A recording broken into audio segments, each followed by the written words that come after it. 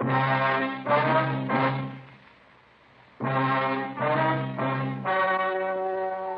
story you are about to hear is true. Only the names have been changed to protect the innocent. Fatima Cigarettes, best of all long cigarettes, brings you Dragnet.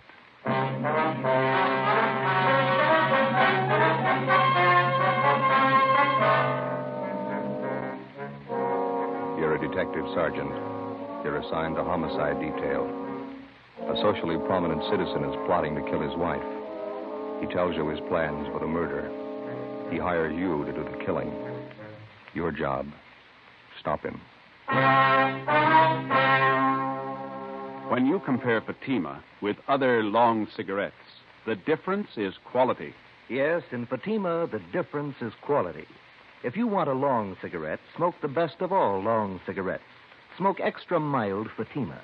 Fatima is the quality, king-size cigarette because it contains the finest Turkish and domestic tobaccos superbly blended. And Fatima is extra mild with a much different, much better flavor and aroma than any other long cigarette. Because of its quality, its extra mildness, its better flavor and aroma, Fatima has more than doubled its smokers coast to coast. So enjoy extra mild Fatima yourself. You'll find king-size Fatima different from other long cigarettes. They cost the same, but in Fatima, the difference is quality. Smoke Fatima, the quality king-size cigarette. Best of all, long cigarettes.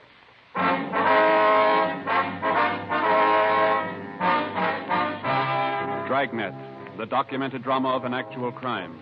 For the next 30 minutes, in cooperation with the Los Angeles Police Department, you will travel step by step on the side of the law through an actual case from official police files. From beginning to end, from crime to punishment, Dragnet is the story of your police force in action. It was Monday, February 17th. It was raining in Los Angeles. We were working the day watch out of homicide detail. My partner's Ben Romero. The boss is Thad Brown, chief of detectives. My name's Friday. It was 4:18 p.m. when we got to room 26, chief of detectives' office. Come on in, men. Have a seat. Did you close the door, Friday? Yep, sure.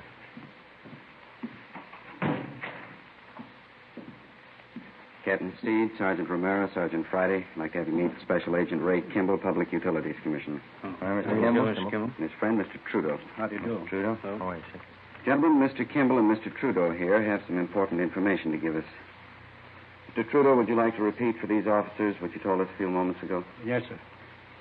Well, a friend of mine wants me to kill his wife for him. I'm convinced he means to go through with the thing. Naturally, it goes without saying that Kimball here will back up the veracity of the story. Well, Mr. Trudeau, who is your friend? How long have you known him? His name's Charles Stone. Guess maybe you heard of him. Owns a string of warehouses around town. I used to work for him. Oh, yeah. Go ahead. Well, the other day he called me and asked me if I was working. I told him no. Then he asked me to meet him in front of the public library. And that was last Saturday afternoon. Did you meet him?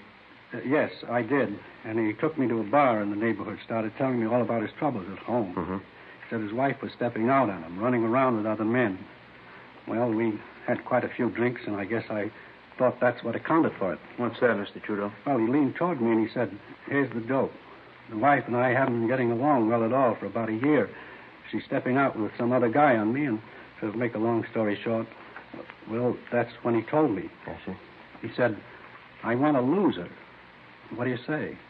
Well, I told him I didn't quite get the drift of the thing, and then he said, I want my wife killed. I'll pay you $1,000 for the job. Mr. Trudeau, have you any idea why he contacted you on this thing? Well, I don't know, other than the fact that I hadn't been able to work for some time. He knew I needed the money pretty badly. As soon as I was sure he wasn't kidding about the murder, I told Mr. Kimball here, he's an old friend of mine. Yeah. He said the only thing to do was to take it to the police. Did this Mr. Stone make this proposition to you more than once? Yes, he did. Kept reminding me how much I could use the $1,000. Well, all I could say was that I knew his wife too well. I couldn't do it. And what did Stone say to that, sir? Said I had cold feet. Told me I was just like another man he'd lined up to kill his wife. Told me if I didn't want the job, he'd get someone else to do it. Do you think he might go for a substitute, Mr. Trudeau, one of our men? Well, I don't know, Chief. But only one thing I'm sure of. Yes, sir. He wants his wife dead.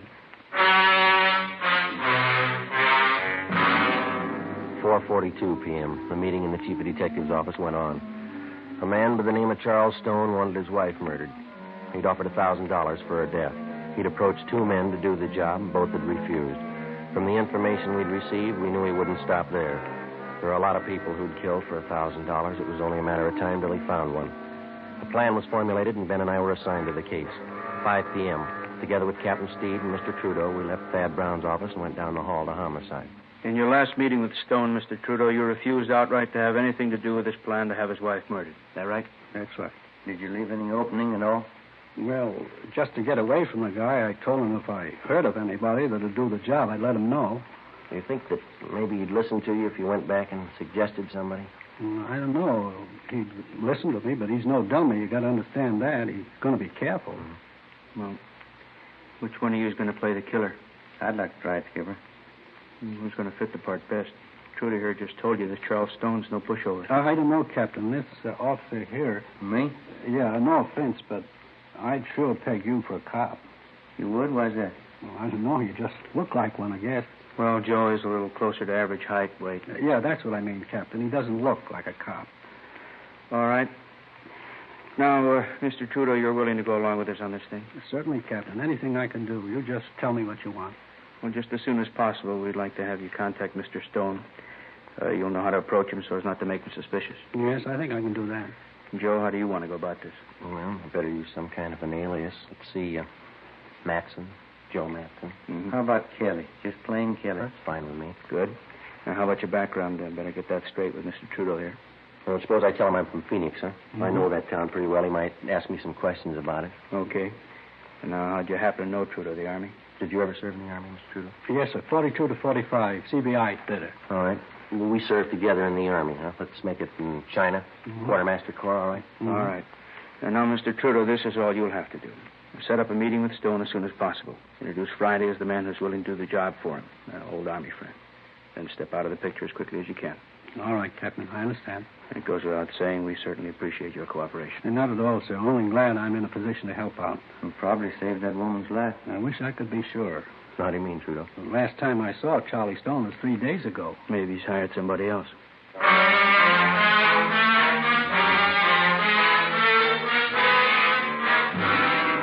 5:30 p.m. Captain Steed ordered 2 teams of men from homicide to watch Charles Stone's wife, Mildred, until further notice. For her own protection, she'd be kept under 24-hour surveillance without her knowledge. We checked the eye bureau to see what we could find on Charles Stone. He owned a gun, a .32 Smith & Wesson revolver. That's all we found. He had no criminal record. We knew of him only as a social figure from a prominent family, and supposedly he was happily married. He owned and operated a chain of 6 warehouses throughout Los Angeles. His business reputation was good. Captain Steed ordered that Charles Stone also be placed under 24-hour surveillance immediately. He would be kept under watch without his knowledge. Ben Romero and Gil Encinas were one of the teams assigned to tail him. The next morning, I checked in for work at the usual time. At 10:15 a.m., I left Captain Steed's office and went into the squad room. Homicide, Friday. This is Mr. Trudeau, Sergeant. I saw Charlie Stone a few minutes ago. Yes, sir. How'd it go?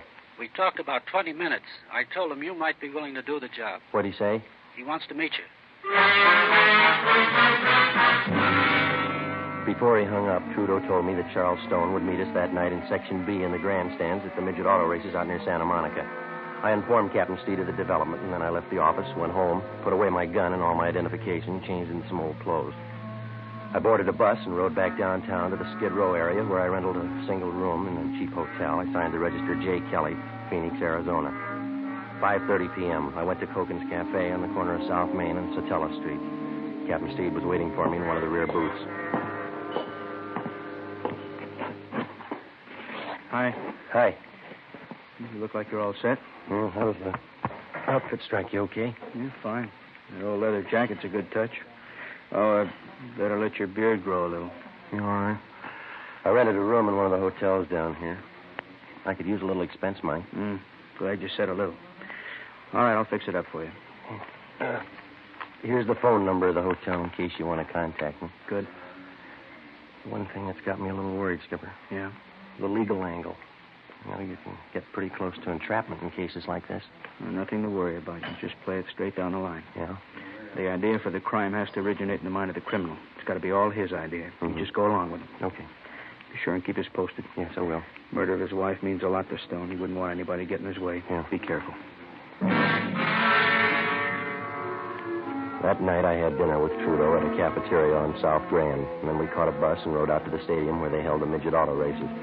We found the seats where Charles Stone was to meet us, numbers 4 and 5, row 27, section B, main grandstand. The auto races started. At 10 minutes past 8 p.m., Charles Stone arrived. He looked like an average, prosperous businessman, well-dressed, medium build, dark hair that showed a few streaks of gray. Trudeau introduced us, and then he left. Where you from, Kelly? Phoenix? Like midget auto races? That's not why I came out here. Trudeau said something about a job. Sure. Guess he told you what it's about. Yeah? You ever handle anything like this before? I'd be a sucker to answer that one, wouldn't I? I just want to know if you could handle it. Trudeau told me about it. I wouldn't be here if I couldn't handle it. Delicate job. Gotta be sure it's done right. What are you looking for, references? Gotta be careful, that's all. Well, what about me? I don't know you from Adam. How do I know it won't be a double cross? Don't worry about double cross. Let's go below the grandstand. Get away from this crowd. Right with me.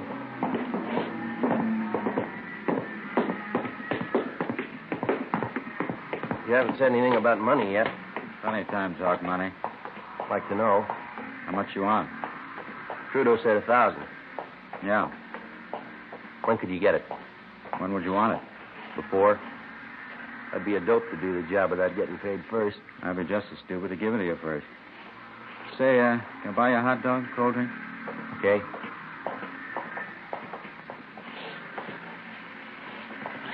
Miss? Yeah, 1 hot dog, cup of root beer. 1 dog, 2 beers. You like root beer? Sure. How about settling on the dough, huh? You do the job, you'll get paid. You can ask Trudeau if you like. He'll tell you I keep my word. Well, it's got to go fast, that's all. I may have a job lined up in Phoenix.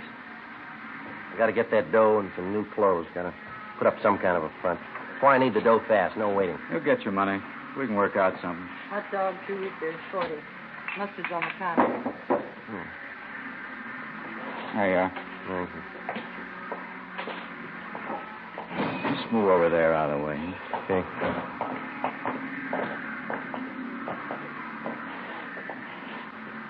Well, you haven't told me yet. What? How do you want it done? All depends. I haven't got my gun. I'm on the lam. Have you got one? No, I don't own one. Couldn't use a gun anyway. Too much noise. Well, make up your mind. We'll meet tomorrow night. We can talk about it then. Look, mister, you expect me to sit on this thing for a week? I'm not making a career out of just this one job. What are you worrying about? We'll set everything up tomorrow night. All right, how about $10 on the cuff? I got 11 flat. There's 5. See if that'll do. All right. Now, how about that payoff, 1,000? How do we set that up? We can talk about that later. Why can't we talk now? Look, Stone, I don't think I like your attitude. You haven't told me how you want the job done. You talk cute every time the payoff's mentioned. Take it easy, Take Kelly. it easy, nothing. I'm taking the chances. How do I know I'm going to get paid? How do I know you'll kill her?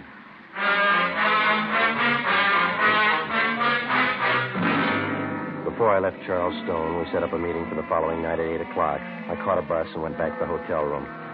So far, I'd been unable to get any other corroborative evidence on Stone, evidence that could be presented in court.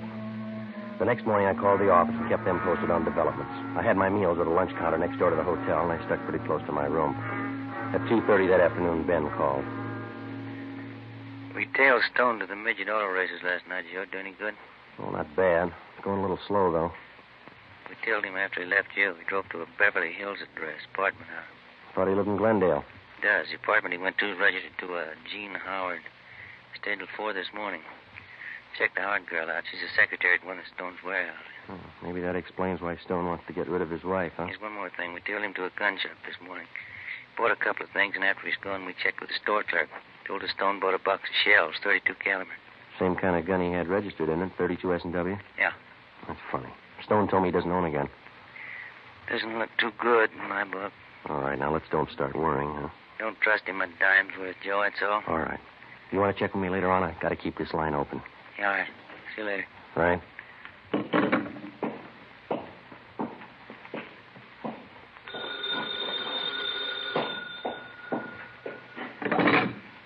Yeah. This is Stone. Yeah. Job's all set up, ready to go. When? Tomorrow night.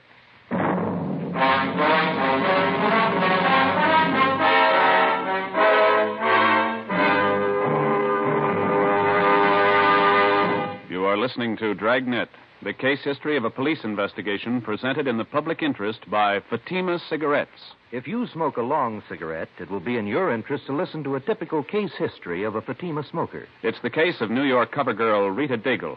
This is her actual signed statement. I find Fatima different from other long cigarettes. They cost the same, but in Fatima, the difference is quality. And they're extra mild. You see, Fatima is the quality king-size cigarette because it contains the finest Turkish and domestic tobaccos superbly blended. And Fatima is extra mild, with a much different, much better flavor and aroma than any other long cigarette. Because of its quality, its extra mildness, its better flavor and aroma, Fatima has more than doubled its smokers coast to coast. So enjoy king-size Fatima yourself. You will find king-size Fatima different from other long cigarettes. They cost the same, but in Fatima, the difference is quality. Yes, in Fatima, the difference is quality. Ask your dealer for Fatima, the quality king-size cigarette. Best of all, long cigarettes. Start enjoying Fatima tomorrow.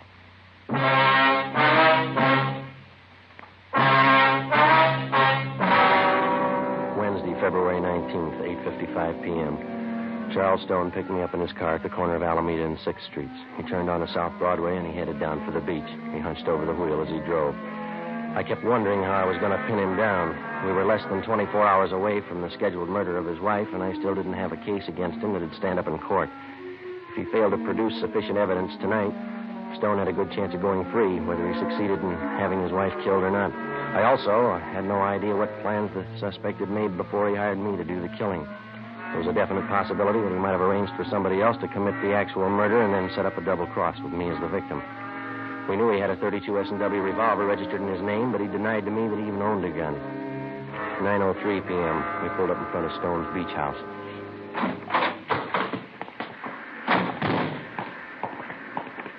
Most of the other homes around here are vacant, summer places. People don't start moving in till 1st of May. But you said you were afraid of the neighbors seeing you here. There's some living up the next block. Oh. Can't afford not to be careful. This one here.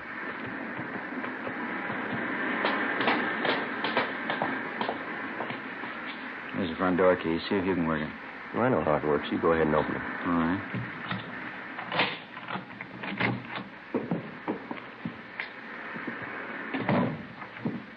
The living room, huh? Yeah, bedroom's over here through this door.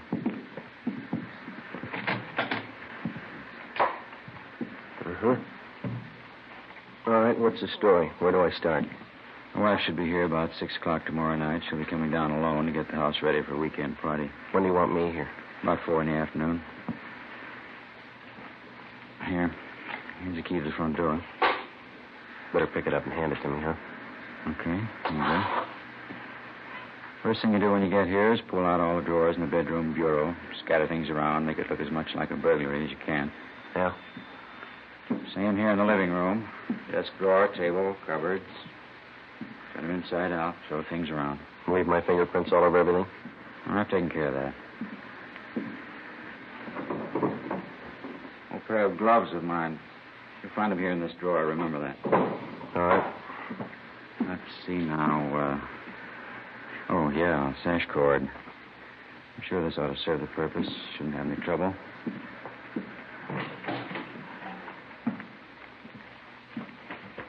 Yeah. Piece of rope's pretty new. It's a little slippery. Won't be with the gloves on. She's not very strong. Shouldn't have any trouble. I'll leave the rope here in the closet. You sure she's going to be alone? Positive.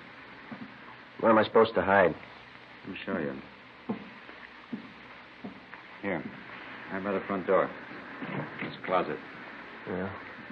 My wife comes in, closes the door. She'll probably go right to the bedroom and take off her coat. Follow her in and do it fast while her back's turned. No screams. Neighbors might hear. All right. Want to clean and quiet. Do it as quickly as you can.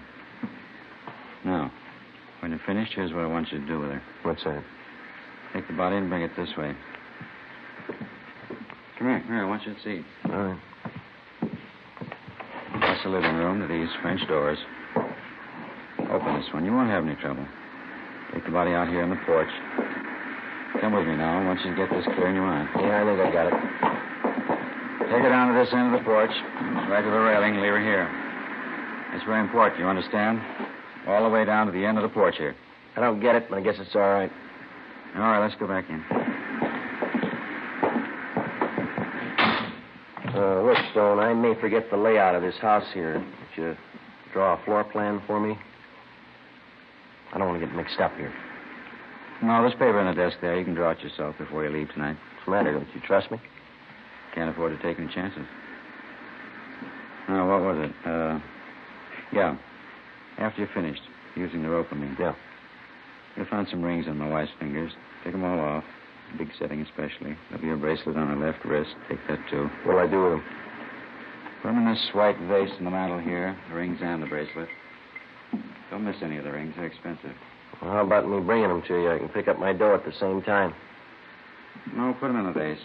As soon as that's done, leave here and go back downtown. I'll pick you up where we met tonight, 6 in Alameda, 7:30 sharp. I have the money for you then. Where are you going to be at 6 o'clock? I have to cover myself. I'll stay on at the office. Special conference. I don't know. I don't think I like this. What do you mean you don't like it? Suppose something should happen. I got no protection. I'd feel a lot better with a gun. I told you I don't have a gun to give you. Why would you need one anyway? Just feel a lot better, that's all. Buy one if you want. That's your problem. I'm paying you for the job. I haven't seen your money. I told you, when the job's done, you get your money then.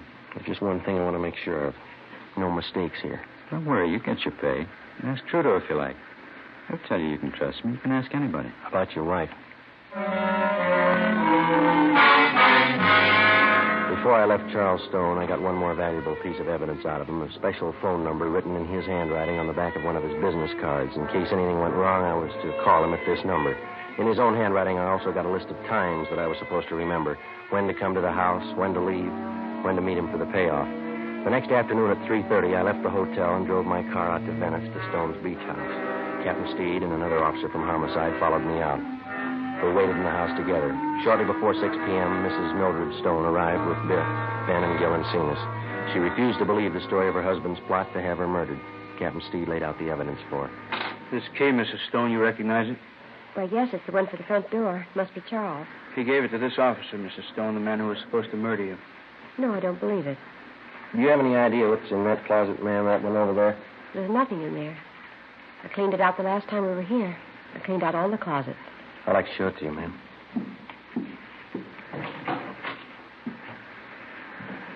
Piece of rope? I never saw that there before. Mr. Stone gave it to me. It was supposed to be the murder weapon.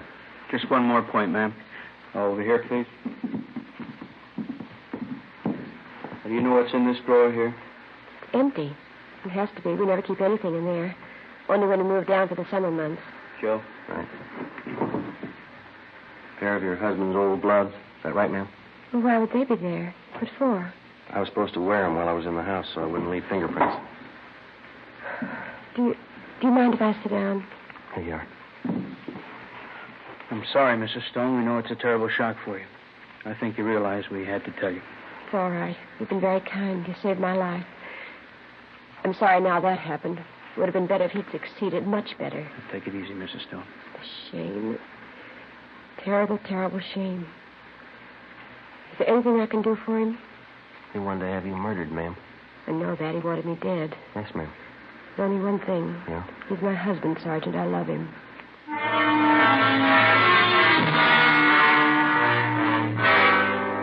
6:45 p.m. I telephoned Charles Stone and told him the job was done. His wife was murdered.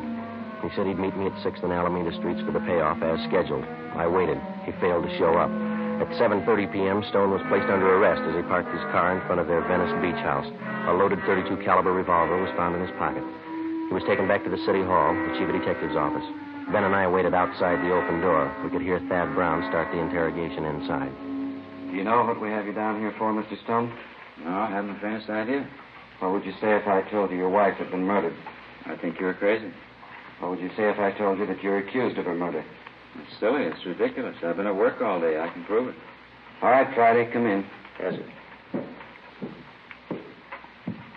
You ever meet this man before? I've seen him on Skid Row. I don't know him. Do you recognize the man you hired to kill your wife? I didn't know the man. I didn't kill my wife. I don't understand all this. The name's Kelly, Mr. Stone.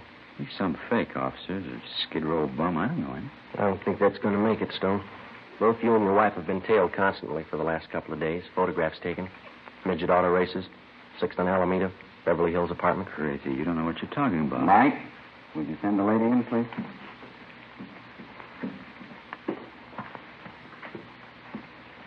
Mildred, you don't believe all these things you're saying about me, do you? Here are the rings, Charles. The bracelet, too. I didn't realize how much you wanted them. I didn't mean it.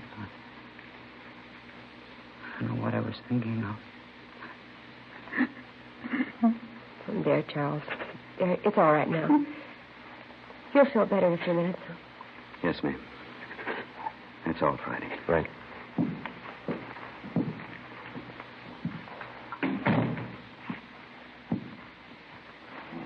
What's it look like, Joe? Well, you're starting to talk. Scott Maine. He tries to have her murdered. She goes to bat for him. What's it prove? He sure must love him. What do you think? How about a cup of coffee? The story you have just heard was true. Only the names were changed to protect the innocent. On May 2nd, trial was held in Superior Court, Department 89, City and County of Los Angeles, State of California. In a moment, the results of that trial. And now, here is our star, Jack Webb. Thank you. To the working detective, the difference between guilt and innocence is proof, in the form of physical evidence, in the form of testimony gathered from reliable witnesses. In determining any suspect's guilt or innocence, the difference is actual proof. Now, when you compare Fatima with other long cigarettes, the difference is quality, and Fatima is extra mild. If you're a long cigarette smoker like I am, smoke Fatima. You'll find Fatima different from other long cigarettes. They cost the same, but in Fatima, the difference is quality. Start enjoying Fatima tomorrow.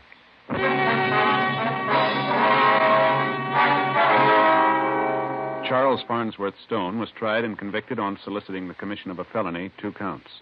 He received a sentence as prescribed by law. You have just heard Dragnet, a series of authentic cases from official files. Technical advice comes from the Office of Chief of Police W.H. Parker, Los Angeles Police Department. Fatima Cigarettes, the best of all long cigarettes, has brought you Dragnet from Los Angeles.